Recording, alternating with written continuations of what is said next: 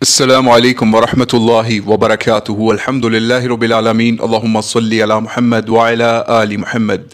आज की इस नशिस्त में हम एक अहम मामला जो कि एक डिबेट मुज़ाकरा या फिर मुनाजरा हुआ दो हज़रात यानी यासीन क़ादरी और सैयद ज़ुल्फ़िकार शाह गिलानी साहब के हवाले से उनके दरमियान हुआ।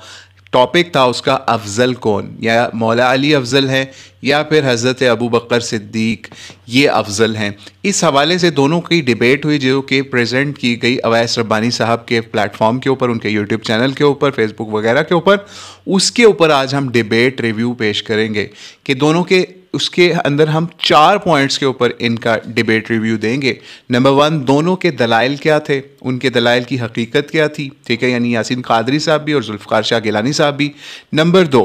यासीन साहब के ऊपर इस डिबेट के बाद एक गुस्ताखी के या फिर नाजेबा अल्फाज उस्मान रज़ों के हवाले से भी इस्तेमाल करने का इल्ज़ाम लगाया गया, उसके हवाले से भी नंबर 2 पॉइंट पे बात करेंगे। नंबर 3 पॉइंट के ऊपर बात करेंगे जीता कौन, यानी इन दोनों की डिबेट का कंक्लूजन के ऊपर जीता कौन, या लोगों ने किसको जीता हुआ करार दिया, या दलाइल के अंदर कौन जीता, तीसरे नंबर पे ये पॉइंट होगा। नंबर 4 के ऊपर फाइनल या सेकंड लास्ट फाइनल पॉइंट ये हम डिस्कस करेंगे या बताएंगे कि मौला अली या हज़रत अबू बकर सिद्दीक इन दोनों में से हकीकी तौर पे अफजल कौन है, ठीक है, ये नंबर 4 पॉइंट हो जाएगा। और नंबर 5 के ऊपर एक रुजू भी सामने आया, उसके हवाले से भी बात करेंगे, क्योंकि जिस वक्त हम ये रिकॉर्डिंग करवा रहे हैं ऑडियो वीडियो की, तो उस वक्त तक यासीन क़ादरी साहब का रुजू भी रिकॉर्ड हुआ जो उनके चैनल के ऊपर मौजूद है। नंबर 5 पे उस रुजू के ऊपर भी बात करेंगे। तो इन 5 पॉइंट के ऊपर पंजतन पाक की निस्बत से हम इस डिबेट का रिव्यू पेश करेंगे। तो आइए इसका आगाज़ करते हैं।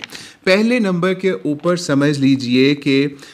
यासीन क़ादरी साहब ने एक डिबेट के हवाले से किताब लिखी हुई है हज़रत अली या मौला अली अलैहिस्सलाम की अफजलियत के ऊपर, कि वो सहाबा अहले बैत के अंदर सबसे अफजल शख्सियत हैं और नबी इस्लाम के बाद भी। तो उस किताब के लिए जनाब सैयद ज़ुल्फ़िकार शाह गिलानी साहब ने इनको चैलेंज किया कि आप मेरे सामने आए, चैलेंज करते हैं और आपको और अहले सुन्नत की जो अकाबरीन हैं उनके अक़ीदे के तौर पे मैं आपको ये साबित करूँगा कि उनका अक़ीदा यही था कि मौला अली नहीं बल्कि हज़रत अबू बकर सिद्दीक जो है वो सबसे ज़्यादा अफजल हैं। तो ये डिबेट उस हवाले से फिर इन्होंने एक्सेप्ट की यासीन क़ादरी साहब ने, और अवैस रब्बानी साहब इनको जब ये डिबेट कंडक्ट करवाई तो इसमें दोनों ने जो दलाइल रखे उनमें सबसे पहले यासीन क़ादरी साहब के दलाइल की जब बात करें तो यासीन क़ादरी साहब ने दलाइल रखे, अपना जो उसूल रखा दलाइल के हवाले से, उसके अंदर उन्होंने कुरान पाक को सबसे पहले जो है वो इसमें अपना उसूल सामने रखा। यानी कुरान पाक को किस तरीके से रखा कि उसमें उन्होंने सबसे पहले पॉइंट रखे कि इल्म के एतबार से कुरान कहता है कि वो जो जिसके पास ज़्यादा इल्म होगा वो सबसे अफजल होगा। इस पॉइंट को उन्होंने मुख्तलिफ अहादीस से भी मौला अली के इल्म को या उनके इल्म के अंदर अफजलियत के हवाले से भी साबित किया। फिर इसी तरीके से उन्होंने जिहाद के हवाले से भी बात की कि जिहाद के हवाले से भी कुरान पाक जो है वो अफजल किसको समझता है, जो जिहाद क़िताल में बहुत आला शख्सियत होती है। उसके ऊपर फिर उन्होंने मौला अली की जंगों के हवाले से भी या उनके एज बीइंग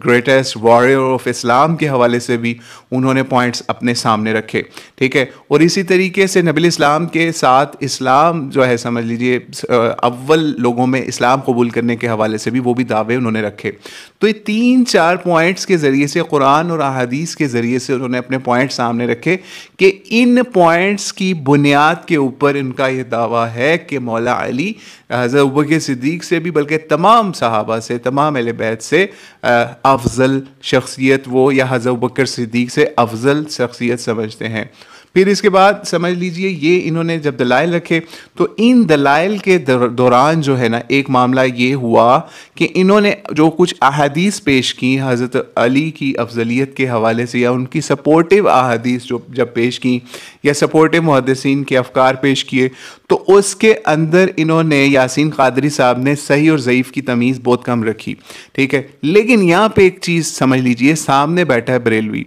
दोनों बरेलवी होने का दावेदार है, दोनों अहले सुन्नत होने के दावेदार हैं। तो इनका यहाँ पे एक मुकदमा जो है वो बरेलवियों का ये चीज़ ज़हन में समझ लीजिए, जो आगे चल के हम या सैयद जुल्फ़िकार शाह गिलानी साहब की बातों में से भी आपको पेश करेंगे कि जनाब अफजलियत के या फिर समझ लीजिए ऐसे अबवाब जहाँ पे फ़ज़ाइल की बात हो रही होती है, तो उसके अंदर ये लोग समझ लीजिए ज़ईफ़ रवायतों का भी या मौजू रवायतों का भी सहारा ले लेते हैं, और बाद में अवाम अगर इन्हें कहे कुछ तो ये कहते हैं जनाब ये तो बाब ही फजीलतों वाले के चक्कर में तो हम एक्सेप्ट कर लेते हैं। ठीक है, तो इसलिए यासीन कादरी साहब ने सही ज़ईफ़ का इसके अंदर मामला नहीं रखा, या मौजू रवायात को भी इन्होंने समझ लीजिए इसके अंदर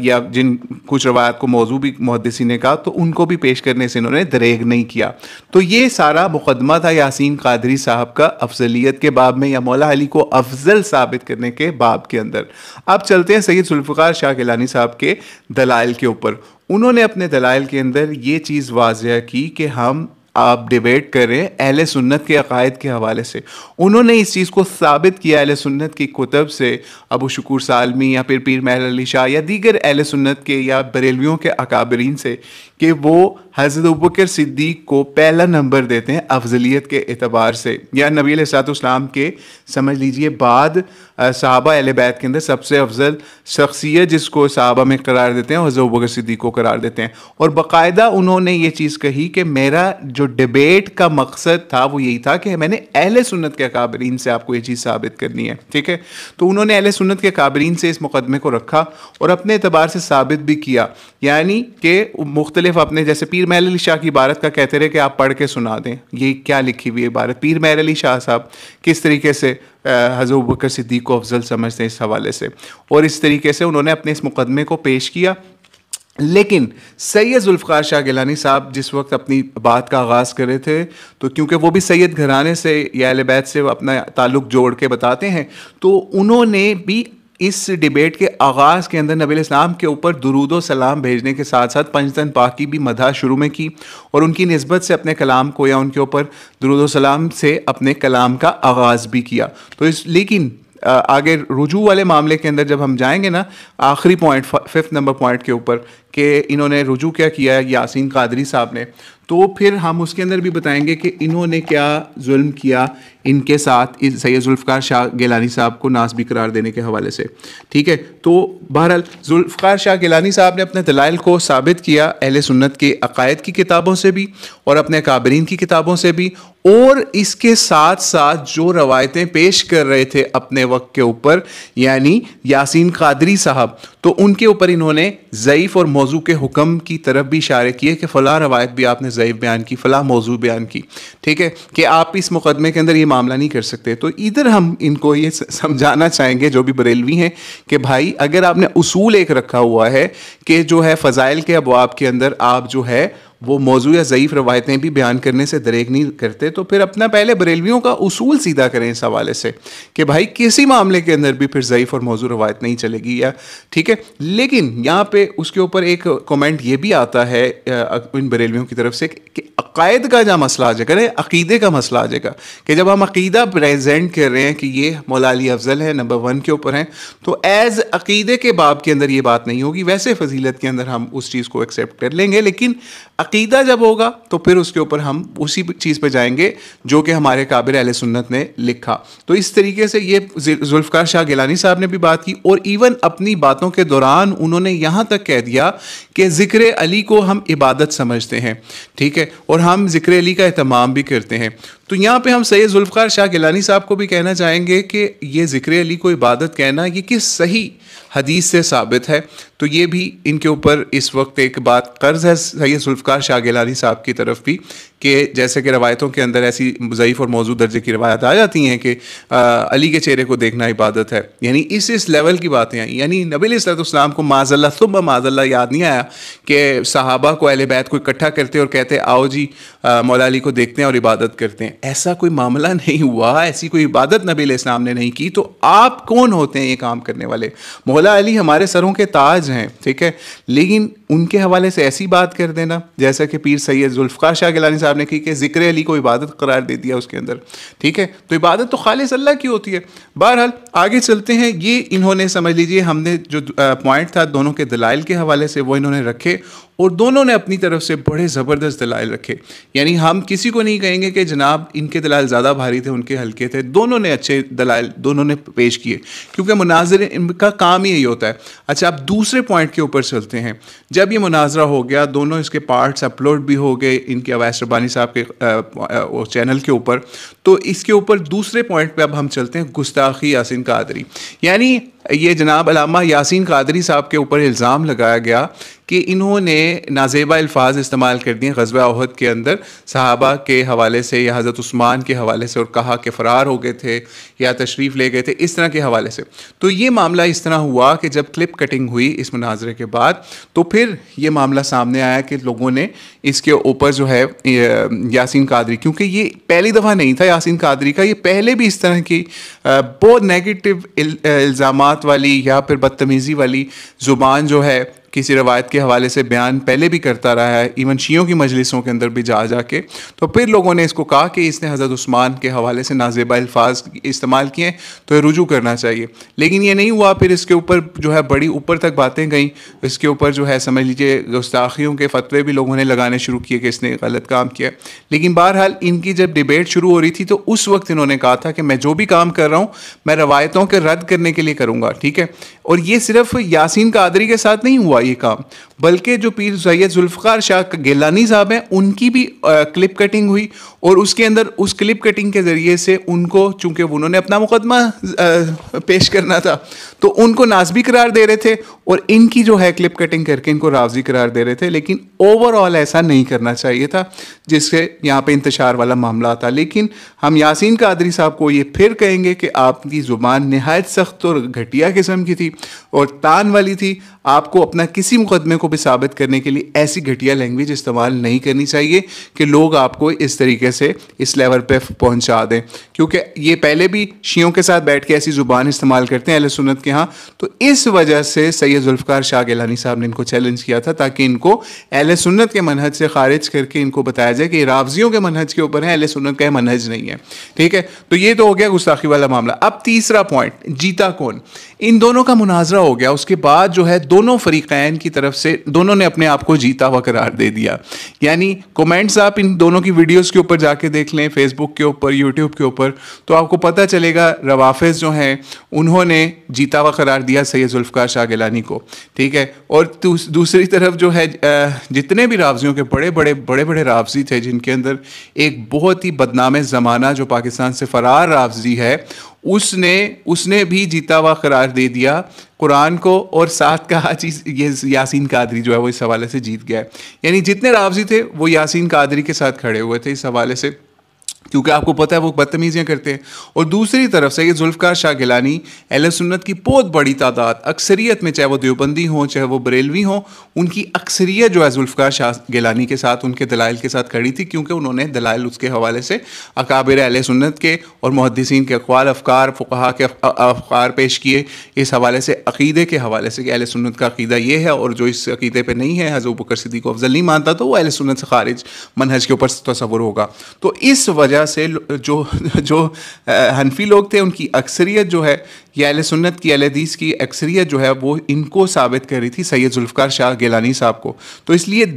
कोई बंदा भी इन दोनों में से नहीं जीता हमारी नज़र में। दोनों ने अपने दलाइल रखे, और दोनों के दलाइल के अंदर अपनी अपनी जगह पे अपने अपने मसलक के हवाले से रवाफिज़ के यहाँ यासीन कादरी की जीता, और अहले सुन्नत के यहाँ सैयद जुल्फ़िकार शाह गिलानी जीता। लेकिन कोई ऐसा पॉइंट स्कोरिंग टेबल नहीं था जिसके ज़रिए से कोई 100% कुरान के ऊपर हल्फ रख के अल्लाह को हाजिर नाजिर जान के कह दे कि जनाब यासीन कादरी जो है वो जीत गया और सैयद जुल्फ़िकार शाह गिलानी हार गया, या फिर सैयद जुल्फ़िकार शाह गिलानी जीत गया और वो हार गए, ठीक है। दोनों ने अपने अपने मुकदमे के हिसाब से अपने अपने आप को जीता हुआ करार दिया, और इनके जो फॉलोअर्स थे उन्होंने भी यही काम किया। तो इसलिए ये मुनाजरे जो हैं इनसे जीत हार नहीं डिसाइड होती, और पहले भी ऐसे ही होता रहा है कि जब भी कोई मुनाजरे का एंड होता है तो दोनों तरफ दोनों फरीक जो है ना, उनके जो चेले चपाटे होते हैं वो अपने अपने मुनाजिर को कंधों पर उठा के अपनी अपनी जीत का फ़तह का ऐलान एक तरफा करते हैं। दोनों एक अपने अपने जो मुनाजिर होता है या सदर, उसको जो है वो हार पहना के अपनी अपनी मस्जिदों में, अपने अपने फ़िरक़े के इलाकों के अंदर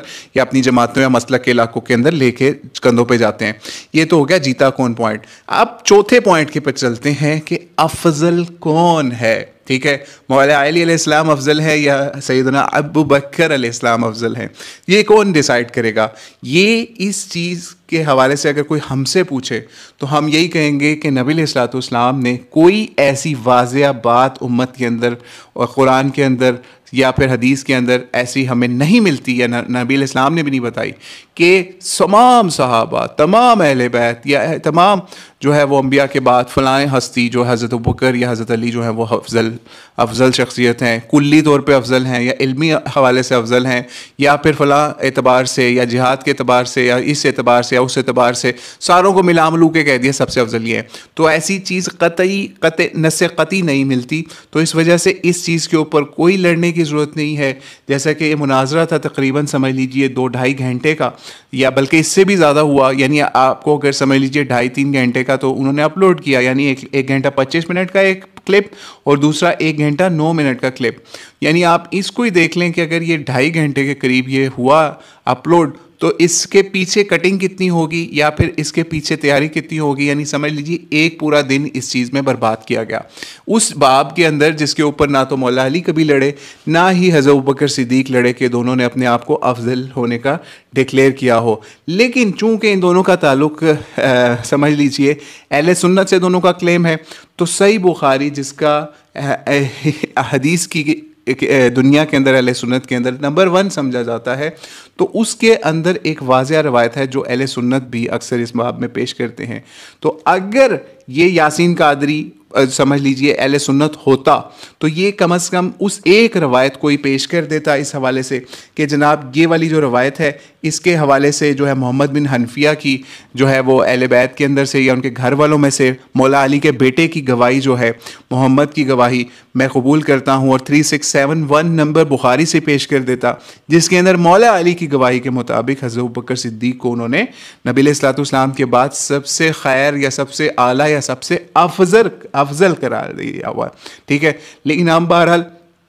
इस रवायत के बावजूद हमने कोई ऐसा अक़ीदा अब तक नहीं रखा कि हम लोगों को प्रोपेगेट करें या इस मसले के ऊपर वक्त अपना बर्बाद करें कि यार नबी अलैहिस्सलाम के बाद मौला अली अफजल हैं या फिर अफजल कौन है यानी हज़रत अबू बकर सिद्दीक। ठीक है, इसलिए हमें नबी अलैहिस्सलाम की सीरत सुन्नत को भी देखें तो मुख्तलिफ़ मौक़े पे मुख्तलिफ़ सहाबा मुख्तलिफ़ अहले बैत को नबी अलैहिस्सलाम ने फ़जीलत के मकामात के ऊपर रखा। इवन अगर आप मौला अली से पहले देखें सीरत नबी सल्लल्लाहु अलैहि वसल्लम के अंदर, तो हज़रत जाफ़र जो मौला अली के बड़े भाई थे वो उनकी फ़जीलत इतनी ज़बरदस्त थी कि